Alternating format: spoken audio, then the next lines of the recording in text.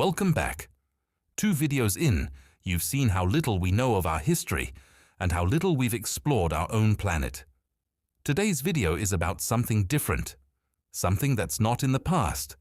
It's happening right now, accelerating. And whether it ends in the greatest chapter of human history or the last one depends entirely on decisions being made in the next few years. In 1997, a computer beat the world chess champion. The world was amazed. In 2016, a computer beat the world's best Go player, a game so complex that experts said it would take decades. It took years. In 2023, AI systems began passing bar exams, medical licensing exams, and PhD-level subject tests in the top percentile of human performance. In 2024, AI models began writing code that improved other AI models. In 2025, the first AI agents began autonomously conducting scientific research, forming hypotheses, designing experiments, analyzing results, without a human in the loop. You are watching, in real time, the most significant technological transition in the history of our species. Not the printing press, not electricity, not the internet, this. And most people are treating it like a novelty. The intelligence explosion. In 1965, mathematician I.J. Good wrote a paper that contained a paragraph the world wasn't ready for. He described what he called an intelligence explosion. The idea is simple and terrifying. If we build a machine that is smarter than humans, that machine could design a machine smarter than itself, which could design something smarter still, in a recursive loop that could compress thousands of years of intellectual progress into months or weeks. This concept is now called the singularity, and it's no longer science fiction. It's a risk category taken seriously by Oxford, Cambridge, MIT, the US government, and the founders of the companies building these systems. Sam Altman, the CEO of OpenAI, has said publicly that he believes AGI, Artificial General Intelligence, a system that can outperform humans at essentially all cognitive tasks, could arrive within years, not decades, years. And the thing about an intelligence explosion is this: on the timeline, there is a before and an after, and the after is completely unimaginable from the before. What AI is already doing. Let's get concrete, because the abstract gets dismissed. AI systems today are already doing things that were considered decades away just 5 years ago.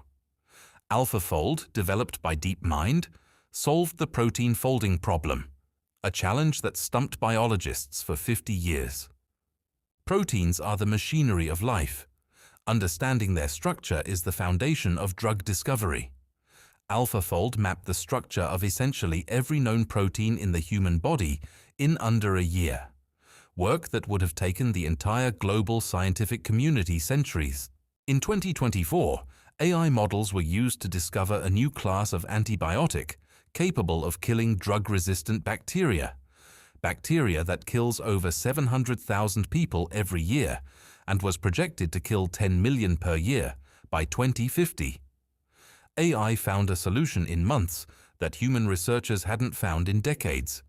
These are not experiments. These are deployed results. And this is with systems that are, by the assessment of their own creators, still relatively primitive versions of what's coming. The risks they're not telling you. But this video wouldn't be honest if it only showed you the upside. Because the people building these systems, not fringe commentators, not conspiracy theorists, but the actual engineers, researchers, and executives at the Frontier Labs, are genuinely frightened. In 2023, over 1,000 AI researchers and technology leaders signed an open letter calling for a pause in the development of systems more powerful than GPT-4, not because of science fiction scenarios, because of concrete near-term risks they couldn't resolve. The risks come down to a few categories. First, misalignment. Building a system that's smarter than us but doesn't share our values. Not because it's evil, because values are hard to specify, and an optimizing system will find shortcuts.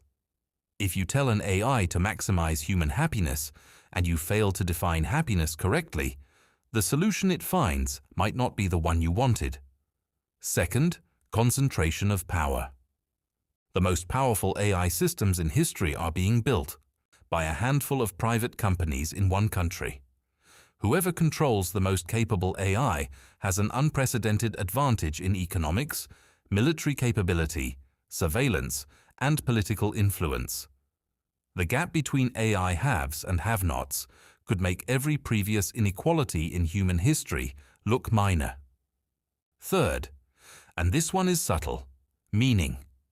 If AI can write better than us, create better than us, solve problems better than us, what is the human role?